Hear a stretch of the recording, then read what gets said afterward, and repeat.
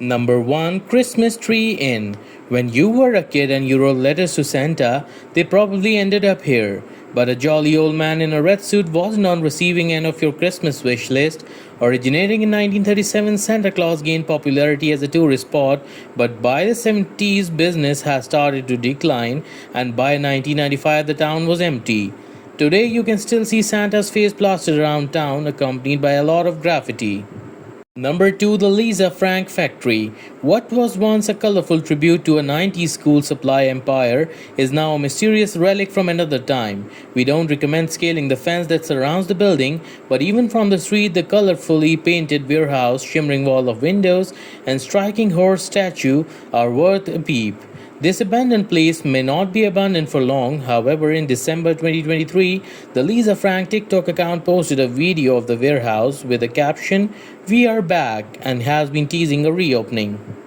Number 3, KOA's desolate campground. East of Flagstaff, Two Guns was found, a once a booming tourist stop off to Route 66 outfitted with a gas station, souvenir shop, and even a zoo that housed bobcats and panthers.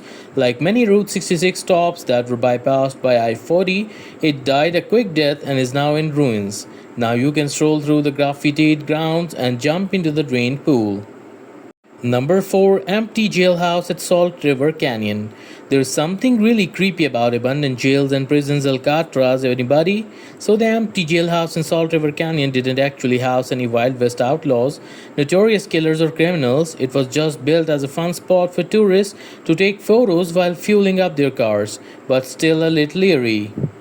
Number 5, Vipatki National Monument. The protected site located near Flagstaff is home to a number of sandstone dwellings that were built by the Pueblo people.